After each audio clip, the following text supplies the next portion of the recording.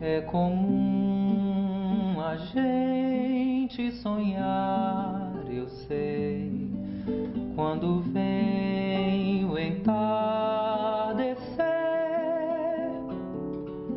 e assim chorando acalentar, de repente eu vejo se transformar num menino igual a mim, um filho a quem só queira bem e a quem só diga que sim.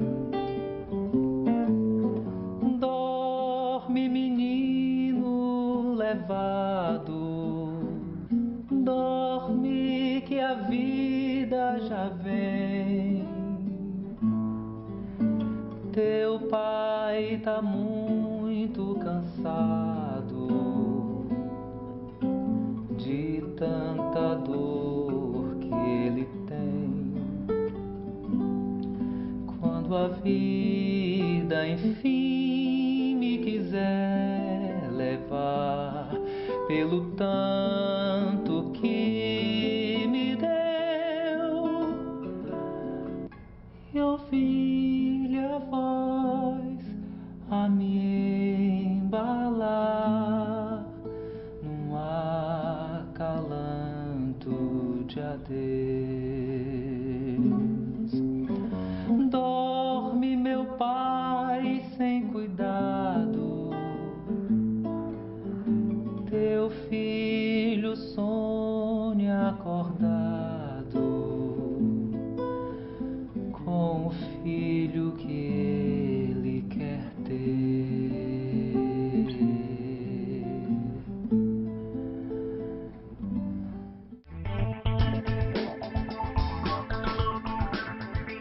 Eu acho que ninguém nunca está preparado para ser pai ou mãe. Eu acho que seja lá em que período aconteça, vai ser sempre uma experiência nova, né? E quando a gente tem filho muito novo, sempre é uma experiência, né? Uma coisa para aprender, para viver, né? E é uma verdade mesmo isso, né? Então, quando você tem alguém para cuidar, né? Alguém para você se preocupar, toda a sua noção de responsabilidade muda a partir daquele novo desafio que você tem, que é criar uma pessoa e acompanhar ela o máximo que você puder na sua vida, né? Tem uma coisa que muda muito, que assim, antes de você ter filhos, você tem uma sensação de liberdade completamente diferente, né? Que você pode ir morar em outro lugar se você quiser. Então, quando você não tem filhos, quando você você tem a sensação de que você pode amanhã sair do país e ir para outro canto e você não tem raiz, né? Tudo na sua vida muda, então o seu planejamento financeiro muda, e geográfico, né, onde você vai morar, tudo isso é diferente, né? E é isso, acho que toda a noção de responsabilidade da pessoa muda depois que ela tem um filho, né? Acho que só a alegria de você ser pai, assim, não tem nem comparação, tá entendendo? Assim, antes de você ser pai, você pensa que ama determinadas coisas da vida, do mundo e tal. Depois que você tem filhos, que você sabe o que é realmente ser amar uma pessoa, tá entendendo? É uma coisa completamente diferente, né? E assim, a alegria é uma atrás da outra, né? Uma palavra nova que ela disse, uma brincadeira nova que ela aprendeu. Então todo dia tem isso, né? Mas eu gosto muito de fazer ela dormir e contar historinha, né? Então, muito legal. A forma como ela presta atenção, né? A forma como você percebe que está recebendo a atenção da pessoa e que ela está gostando da história. Isso eu gosto muito de fazer, é muito bom, né? Cabe aos pais o papel de educar os filhos. Comunicar-se com os filhos é uma tarefa difícil e complexa. No início, a comunicação se caracteriza pela total dependência dos filhos em relação aos pais, e com o passar do tempo, esta vai dando lugar a uma maior autonomia. Vimos a Praça do Ferreira para saber como as pessoas lidam com a questão. Confira. O que é ser pai para você? Ser pai é estar sempre presente ao seu filho, dar carinho, amor e educação, que é o mais importante. E segundo é saber conduzir um filho. Ser pai é dar um pouco de si mesmo para o filho, né? Ser pai é ter uma grande responsabilidade com os filhos, é amar, é cuidar. É uma realização do ser humano. É ter filhos, criar os filhos, ser feliz com eles. Ser pai é dar carinho, dar amor. Ser pai para mim é tudo. Eu acho que ser pai é o princípio da história do ser humano, né? Ser pai é mais fácil ou mais difícil que antigamente? Hoje é mais difícil do que antigamente, né? A sociedade está muito problema, né? Sociais, violência e muito cuidados. É bem mais difícil. É mais difícil porque os pais hoje não sabem mais educar os filhos. Que antigamente os filhos respeitavam mais os pais, hoje não respeitam mais. Para uns e outros não. Uns querem ter responsabilidade, outros não querem ter responsabilidade. É mais difícil do que antigamente. Você acha que os filhos preferem manter um maior diálogo com os pais? Até certa idade, né? Hoje dificilmente um filho chega e conta um problema para os pais. Não, isso foge ainda. Ainda foge um pouco ainda. Porque não querem pegar o conceito de pai, né? Eu acredito que sim. Na verdade, os filhos vão mais para a cabeça das amizades, as amizades influenciam muito. Depende do pai. A questão do diálogo depende muito da educação, como o pai vai ensinar o filho a ter esse diálogo, sempre ensinando, sempre tendo aquela comunicação, se preocupando com o filho, sabendo qual é a necessidade do filho, saber falar na hora certa. Eu acho isso muito importante.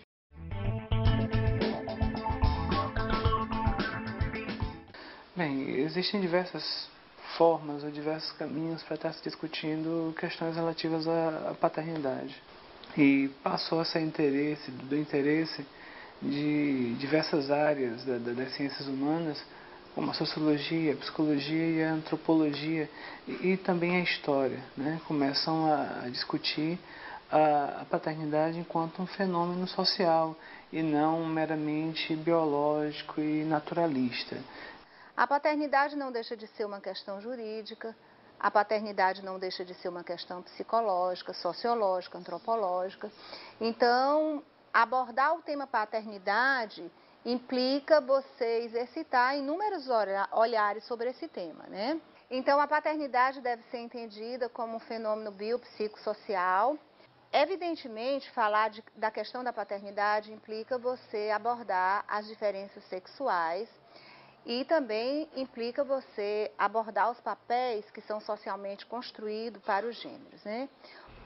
Bem, o tema da paternidade em psicanálise eu diria que é a espinha dorsal de toda a reflexão ética, de toda a reflexão relacional, né, que nós poderíamos levar em consideração dentro do arcabouço da psicanálise, né? Pai, para a psicanálise, significa, sobretudo, uma função.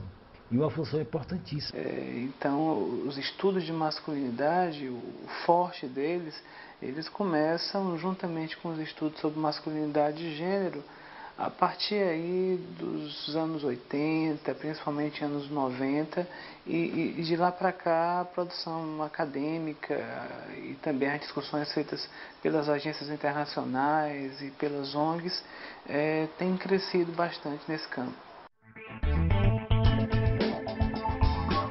A seguir, você vai acompanhar o nosso quadro Olhares, com a participação de Marcos Rocha, coordenador do Núcleo de Gênero da Fábrica de Imagens, Marinina Grusca, psicóloga e socióloga, e do psicanalista Henrique Figueiredo. Tem ainda o nosso quadro Expressão. Não percam!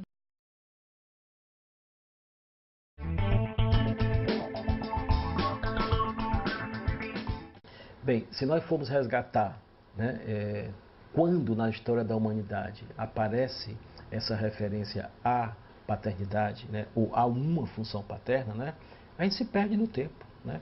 Sobretudo porque se nós formos examinar o Antigo Testamento, o livro do Gênesis, por exemplo, né, nós vamos ter o quê? Nós vamos ter toda uma articulação mítica, e quando eu falo mítico, não é desvalorizando, né, ou desacreditando no valor que tem o livro do Gênesis. Pelo contrário, eu dou a ele todo o valor simbólico que nos orienta, sobretudo, em relação às nossas origens. Então, ali naquele livro do Gênesis, o que aparece? Aparece já a presença de um Criador. O Criador aí sim se apresenta como aquele que sustenta uma função de lei. E a expectativa do que seja um pai hoje em dia não é exatamente igual à expectativa do que foi um pai no passado. Então nós temos, além das diferenças que nós podemos ver ao longo da história, nós também temos as diferenças culturais. Algumas culturas esperam que o pai cumpra determinadas funções que são completamente diferentes daquelas funções que um pai cumpriria. Bem, no Brasil, em 98, ocorre um evento que, na minha compreensão, determina duas visões distintas de masculinidade e aonde ficou muito demarcada, digamos assim, duas posições distintas sobre a questão da paternidade. Uma visão mais direcionada, né, tendo como foco, né, como lente para interpretar essas questões de paternidade, as perspectivas de gênero, e uma outra visão falava de um novo homem, falava de crise da masculinidade. E essas duas visões eram diferentes por quê? Porque enquanto as pessoas que discutiam paternidade na perspectiva de gênero falavam da paternidade como um dever, né? Um dever que garantisse, digamos assim, uma maior equidade, né, das relações entre homens e mulheres no campo da reprodução e no campo das relações com os filhos. A outra concepção desse novo homem que vinha dentro do discurso da crise da masculinidade, reivindicava esses novos lugares dos homens enquanto um direito para que eles pudessem desfrutar de coisas que historicamente teriam sido impossibilitados de exercer por conta de questões sociais, por conta de preconceito, por conta de uma própria cultura machista que existe. Na verdade, a paternidade é muito antiga. E se formos vasculhar, é mais antiga ainda do que qualquer referência ao Gênesis. Qualquer cultura tem que criar uma constituição de limites. E aí está presente a função paterna.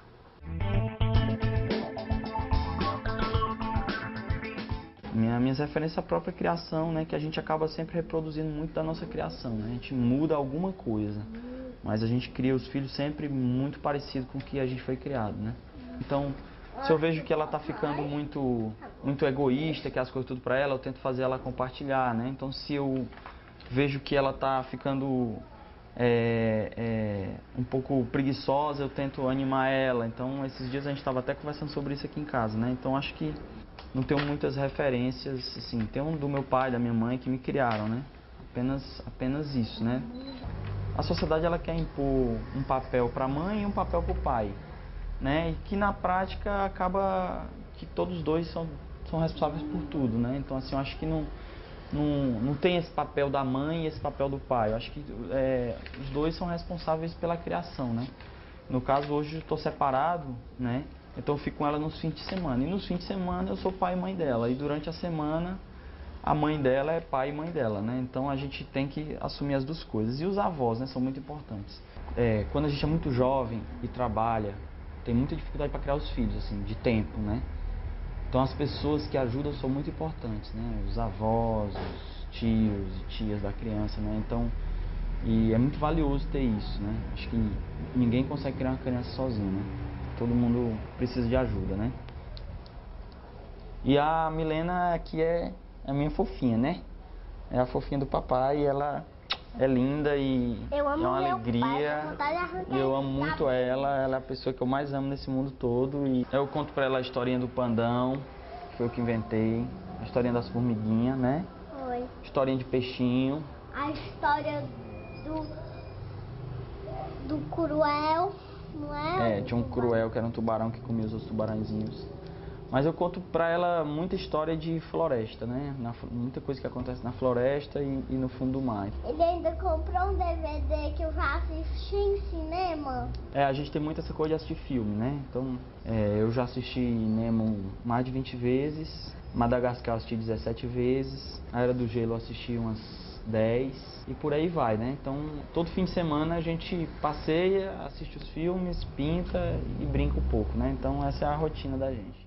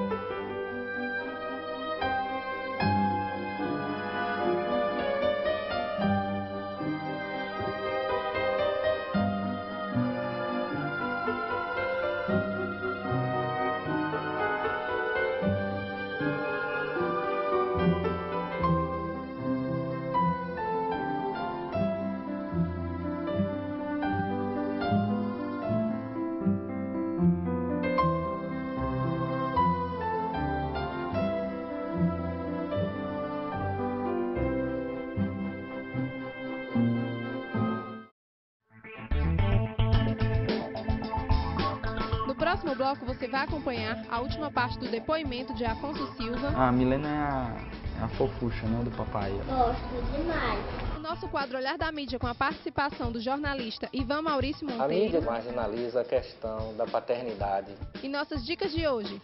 Em 1 minuto.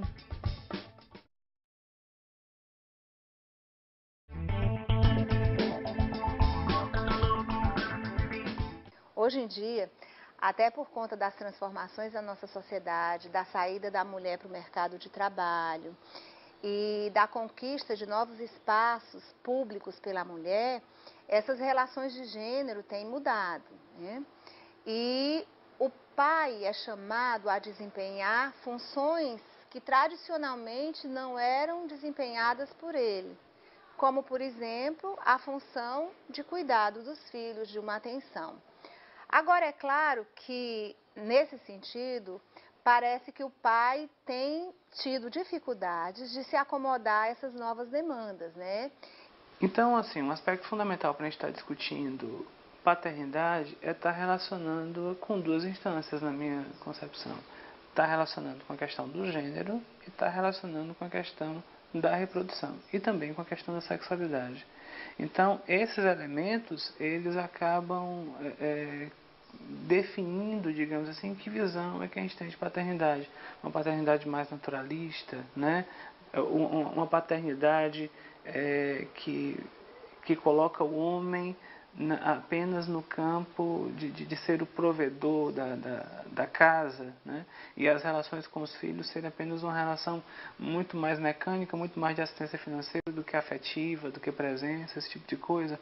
Já é público e notório que a importância da relação do bebê com a mãe, né, joga todo um papel simbiótico, né, tem toda uma colagem que, na verdade, a princípio a criança precisa disso, como enquanto recém-nascida.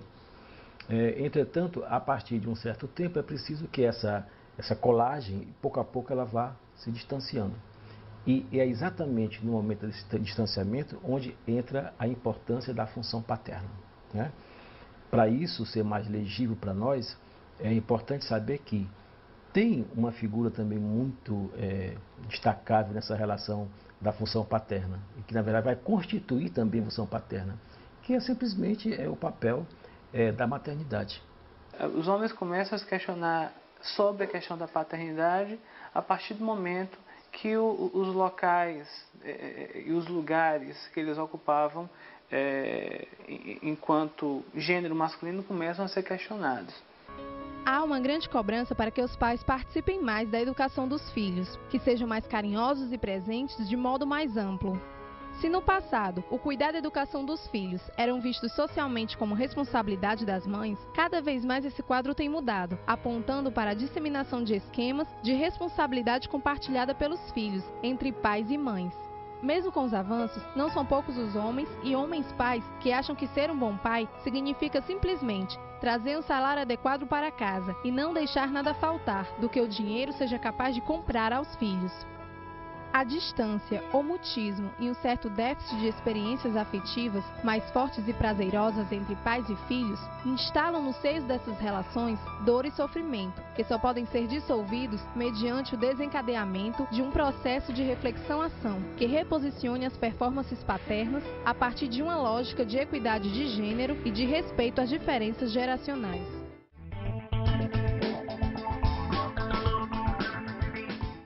A mídia, de uma forma geral, marginaliza a questão da paternidade, da família e da convivência familiar.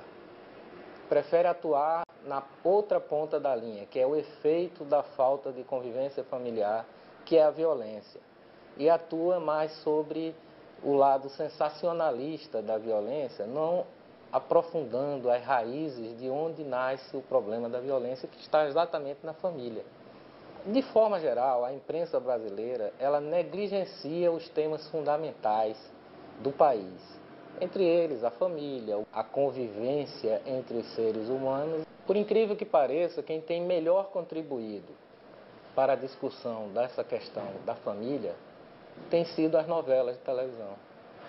Ela tem dedicado ao assunto, às vezes, muito mais sensibilidade em aprofundá-lo do que a mídia impressa, do que o noticiário de televisão como um todo. Então, através da ficção, se tem discutido muito melhor, aliás, não só a questão da paternidade. Eu acho que vários temas da sociedade brasileira estão sendo muito melhor abordados através da ficção e da telenovela, que é onde melhor este assunto da paternidade e da relação familiar é aproveitado e numa mídia de massa de grande impacto. Então é a questão de justiça até ressaltar esse aspecto. No mais, é lamentável a forma como a mídia, de uma forma geral, aborda o tema. Olha, se nós pudermos fazer uma analogia, você já entrou numa casa de espelhos, aquela que deforma as pessoas? A mídia é um espelho distorcido da realidade.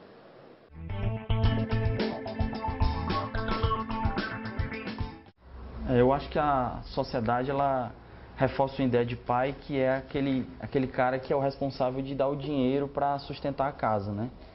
Eu acho que isso faz com que muitos pais não sejam apegados aos filhos, né? Tem uma relação muito distante dos filhos.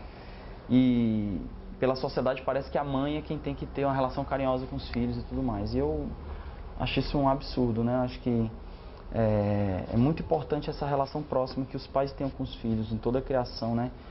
Quando ela nasceu, eu procurei cuidar dela, procurei trocar a fralda, dar o banho, né, dar mamadeira, né, e sempre ajudar, né. Logo que ela nasceu, eu era o responsável de dar a última mamadeira do dia, então isso era muito, muito marcante para mim. Então todo dia, 11h30 da noite, já estava todo mundo dormindo, eu ia fazer a mamadeira para ela, né, a última. Então eu acho que isso é papel dos pais mesmo. Assim. Eu sempre penso que enquanto eu estiver vivo, eu quero acompanhar ela, né? Então, eu sou aquela pessoa que estive com ela ao longo da vida dela e vai ter acompanhado todos os momentos, desde quando ela nasceu, que depois que ela nasceu, 1 hora depois eu já estava com ela, né? E vou acompanhar ela até enquanto eu puder, né? Tiver força. O recado que eu daria para os jovens aí que estão pensando em serem pais, eu diria que é muita responsabilidade, né?